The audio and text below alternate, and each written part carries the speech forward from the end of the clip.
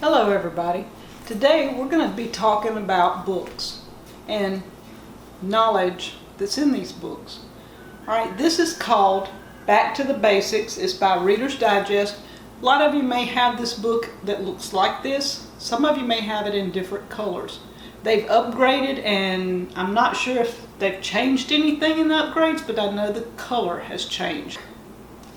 This was my go-to back in the 80s and early 90s when I was making bread. This is the recipe that I used. It's just a basic white bread. This is a tried and true recipe that does really well, and there's a few tips here. I wanted to talk to you a little bit about the tips that they give. So these tips might work with your quick and easy recipe too.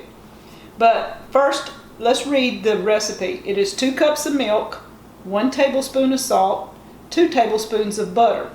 You heat the milk, the salt, and the butter in a saucepan until the bubbles appear around the edges of the pan, and you remove it from the heat and let it cool to 110 degrees. Okay?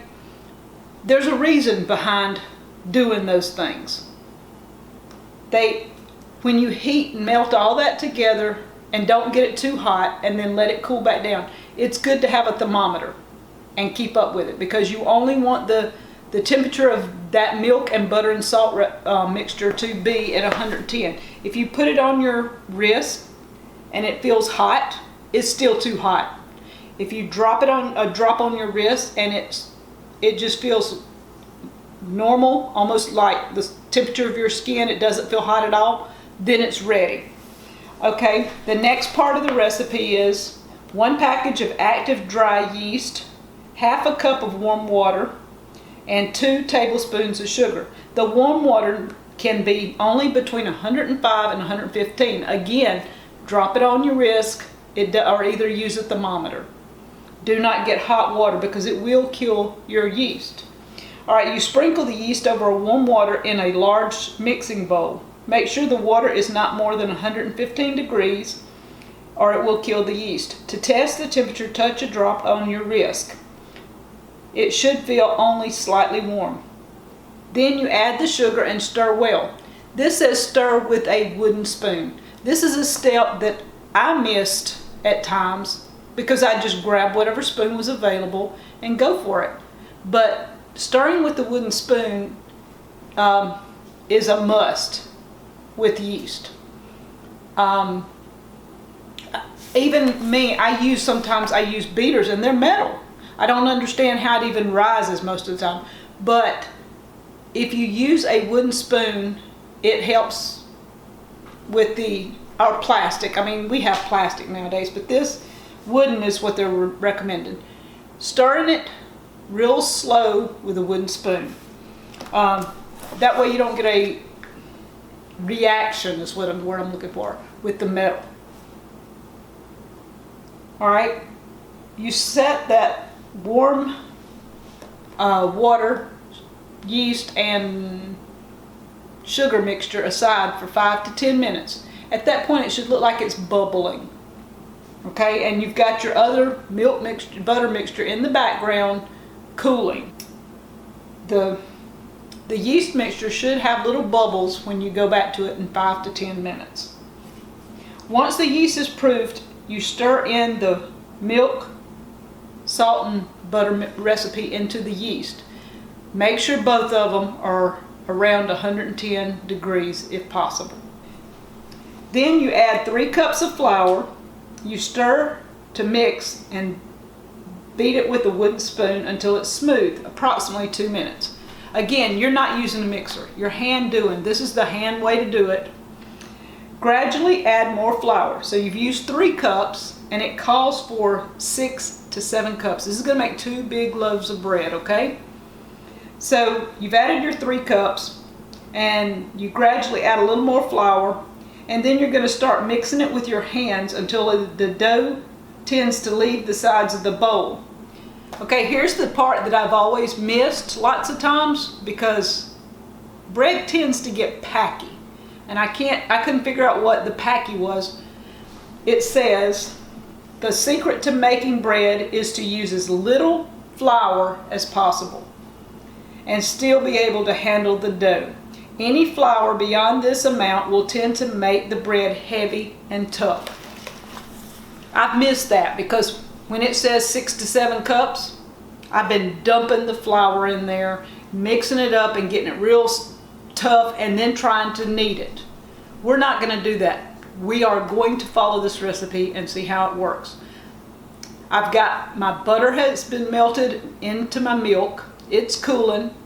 I already did that process. I've got the yeast over on the other side. I'm going to show you the little bubbles that are supposed to be coming up in it. It's been sitting over there approximately 5 minutes or better, and we're going to work with it, and we're going to see if we can make this bread in our cast iron bread pans and see how it turns out. Okay, as you can see, the yeast and the sugar and warm water has a foamy film over it, little bubbles all over it. So that means our yeast is proofed and ready. This is our butter, salt, and milk mixture. I'm letting it cool. It's almost to cool off enough that we can use it. I do not want to use it while it's still hot. So we're going to wait about 5 more minutes and test it again. All right, this is a process I don't see too many people showing you. This is what we call an old-timey sifter. This is my flour. I've got a cup measured out. It says 6 to 7 cups, so I've got a cup measured out. What we're doing here, I'm going to put some of this here, and I spread it real lightly. We're going to mix these two together. You've got your yeast, your sugar, and your warm water. You've got your milk, your butter, and your salt. We're mixing the two together, and we stir it just a little, and we're going to add 3 cups of flour, one at a time. Okay, there's my first cup, and boy, isn't that fun? You get to make all kinds of stuff. And we're just going to kind of stir one so that we can kind of get it smoother before adding the next one. And this is one of Danny's spoons. I'm sorry, I got flour all over it. This is a Danny spoon. This is some he made several years ago. It has King on it. These spoons are probably 10, 12 years old. Cup number 2. Okay, here's the 3rd cup. So now we have our 3rd cup in here. I'll show you what it's looking like. It's getting there. Add the 3 cups of flour, stir to mix, then beat with a wooden spoon. So once I get this mixed, we're going to beat it about 2 minutes. Then we're going to gradually add more flour and start mixing it in with our hands till the dough tends to leave the side of the bowl. And remember, the secret is to use as little flour as you have to. Once it gets to where you can work it and it's pulling away from the bowl, we're going to start putting it on our kneading table. So now, and this is the granny way to do it, okay? You put it on your hip and you go to mixing. If you've never done this by hand, I'm telling you, it can be very fun. It can also be very tiring. Okay, so we're getting things ready, but I'm going to show you a little secret. It's kind of a weird thing to do, but you see right here? This is a white pillowcase that I use for making bread and stuff like that. I keep it in the refrigerator so that nothing happens to it. And I take and bring it out and lay it out. And then I put my flour on it for kneading. And when I get through, I fold it back up. We're going to rake it all out on here. And remember, I already have half a cup on this cloth. This is our 5th cup. This will be 5.5 here. So we're not going to want a whole lot of flour. We're only going to add a little at a time. So right now, 4 cups of flour, half a cup on the cloth, and we're going to sprinkle just a little to give it that. And you're going to start working it.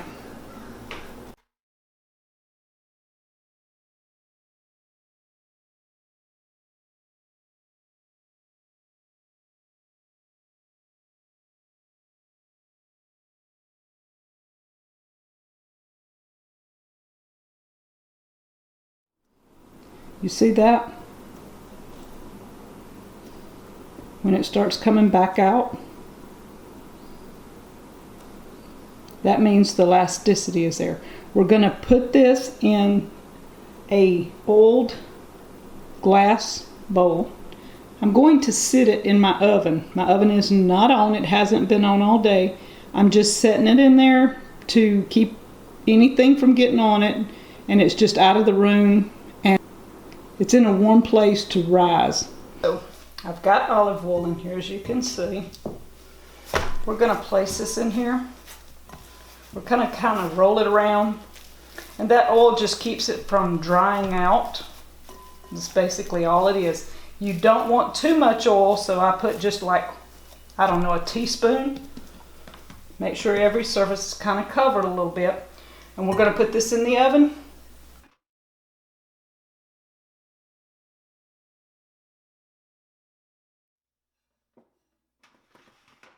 Like I said, my oven is not on. It's not been on. If it starts deflating, you know it's rose like it's supposed to. What we're doing, adding a little bit of flour here for just a second. On the second rising, you want to punch it down to deflate it. Turn it out on a lightly floured board and knead it about 2 minutes. So we're making sure it deflates down.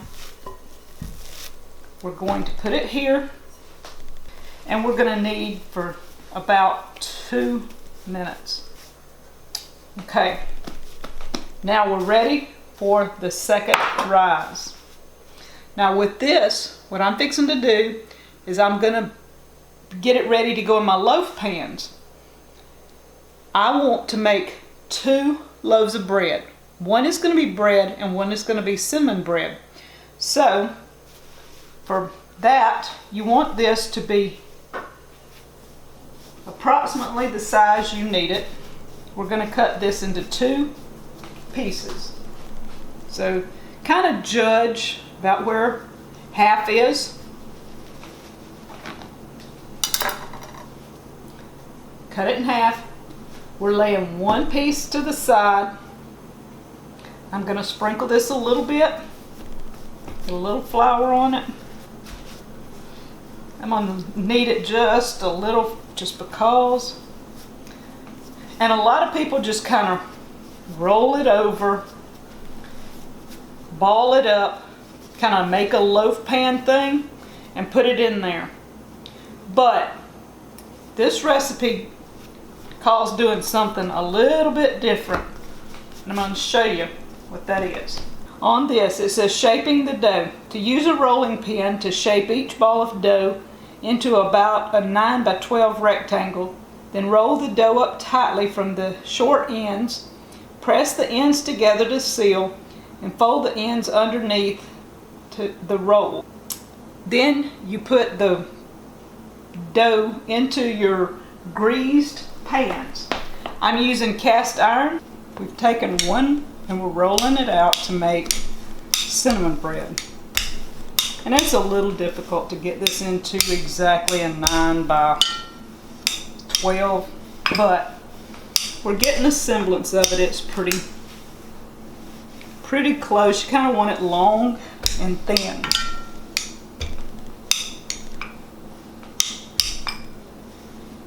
So that's getting there. We're taking melted butter and I'm going to pour it down on here. I'm going to take my spoon and lightly move it back and forth across on here to coat this inside of the bread. This will be the inside of the cinnamon bread. So as you can see, then this is brown sugar and real cinnamon. I had a viewer send me real cinnamon. Thank you. It's awesome. Danny doesn't eat cinnamon because it messes with his blood pressure, but I can have cinnamon. And this is going to be some awesome breakfast food here. Okay, you start with one end, and you start rolling. And this is going to be your layers in your bread. We have a cast iron pan that we're going to take this. I've greased this pan. I've even greased the outer parts and the rim, because sometimes when bread rises, it will rise over the sides, and then you have time getting it. You take these ends that look like this, and you mash them and roll them under and close them. And then this end, you do the same. You mash that and close it. And you have a perfect loaf, and we're going to just place it in our loaf pan. It says brush the top of each loaf with melted butter, cover it again with a towel, and let it rise until it doubles in size. The purpose of the second rising is to give the dough a finer grain. This rising will take less than the first rising. It typically takes a quarter to an hour to rise. We're using a little bit of flour for the regular loaf, and it's about ready. We've kneaded it for 2 minutes. And instead of rolling it out, I'm just tucking it under, making it longer to fit the pan. Kind of want to get it, stretch it out a little if you have to, and tuck your ends under. And it's going to fit in the pan, right? This loaf is going to be our just regular bread. I'm going to brush it with butter, put them both in the oven, let them rise, and we'll be ready to bake. In case of an interruption, say you got started with your bread either on the first or second rising. We're on our second rising now while it's in the loaf pans. But either way, you punch the bread down, put it in a bowl, weigh the top of the bowl down, and put it in the refrigerator. You can take it back out and start the rising process again. All right, so that's just one quick tip to save your bread and not throw out dough. Now we're to the baking part. To bake the bread, for glazed loaves, you can gently beat 1 egg yolk with 1 tablespoon of milk and brush the tops of the loaves before putting it in the oven. All right, that would give you kind of a toasty brown glazy look across it. I'm not doing that. I brushed mine with butter a while ago, and we're going to leave mine just as is. All right, you're going to bake the loaves for 40 to 50 minutes at 400. You place the bread pans on the lowest rack toward the center of the oven, and they can't touch each other. You need space because bread will rise and round out. So they need their space, but they need to be toward the middle of the oven. Don't put them on one on each side or whatever. When it's time to cool the bread pans, you remove the bread from the pan and lay it on its side on a rack in a draft-free place and let it cool for 2 to 3 hours. That's when it's easier to cut up. At that point, if you want to save the whole loaf, once it's completely cooled, you can put it in a plastic bag, seal it up, and put it in the freezer. They'll last a month or 2 that way. Then if you want it sliced and you just want 1 slice at a time, I do this all the time. Danny will slice the bread up.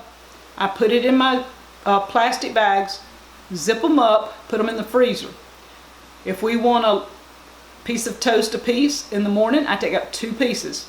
That way I'm not thawing the whole loaf out, having to saw it off, whatever. You can take out what you need when you need it, and it doesn't go bad. Making 2 loaves of bread usually will last Danny and I at least a month because we do not eat that much bread. I make the gluten-free bread, and that's usually what we eat. This is not gluten-free, just for those that are watching. This will be something that I eat or I serve to guests that are not gluten intolerant. But making the gluten-free, you don't do this recipe. Gluten-free is really, really easy. Everything mixes in one bowl, stays in one bowl and rises. Dumps into a pan, rises again a little bit, and bakes. There's no kneading, nothing. Gluten-free is very easy, but it doesn't have the taste that regular white bread has. It's close enough, but not what you really would want if you're used to gluten. It takes a little while to get used to it. Okay, once you store the bread, say you've got it frozen and you want to thaw out a whole loaf, you can wrap it in tin foil and bake it at 300 for about 25 to 40 minutes. And it'll be like having a hot loaf of bread all over again. So I hope these few little tips will help. You can find them in the Back to Basics, the Reader's Digest book. I highly recommend this book for all kinds of crafts and ways, learning the old ways, because this book explains everything to a T. It gives you helpful hints, and we really like it. We have a copy on our webpage at www.deepsouthhomestead.com on the affiliates page. When you buy something from the affiliates page, it does not cost you any more than it would if you went to Amazon and bought it outright. Amazon rewards us for people going through our webpage. And so this book, plus the cast iron bread pans, are on there. So check us out. We've got a lot of good stuff on there on our webpage, and we have things in our Etsy store that we make. Can't sell bread, but it would be nice. So now we've got our oven heating, and we're fixing to put our bread into our oven, and we're going to see how it turns out in about 45 minutes. This one on this side is the cinnamon bread that I rolled out with the rolling pin, and you can see it has doubled.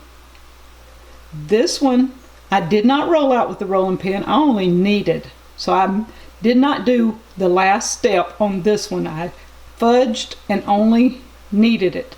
So maybe rolling it out with the rolling pin does something a little different, I'm not sure.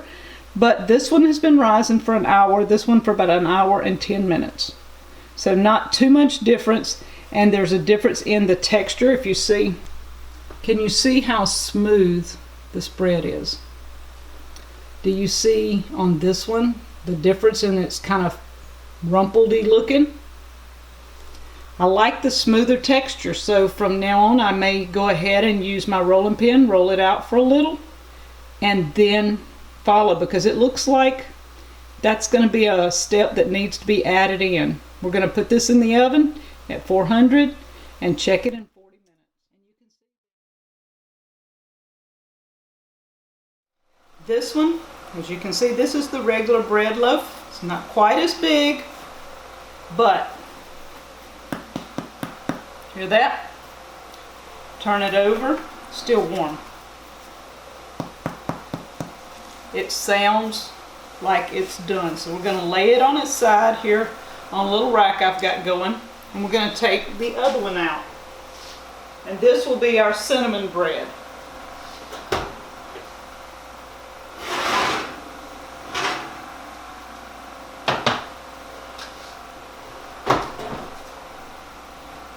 Okay, as you can see here, sounds good. Perfect turnout. Sounds really good. We're going to lay it on the side of our rack. Move this out of the way. And put those pans over to clean out. We're going to let these cool. And as you can see, the bread did not rise as much as the cinnamon bread. It could be because I did not roll it out, but for whatever reason it's a smaller loaf. I might not have evenly divided the dough. That could be another issue. But we're going to cut it later and see what the texture looks like inside both of them. Here we have our 2 loaves of bread. This loaf right here is our just plain white loaf. It did not rise as much as the cinnamon loaf. And as you can see, the cinnamon has a swirl in it. I mixed up powdered sugar, butter, and vanilla for an icing for my cinnamon bread, and we're fixing to try it and see what it tastes like. I'm eating the cinnamon bread, and it's got an icing on it. It has a good cinnamony taste. We had a good brown crust across it. The inside is real soft, like white bread should be, and it turned out real well. Like having your own cinnamon bread, cinnamon roll. Thank you from Deep South Homestead.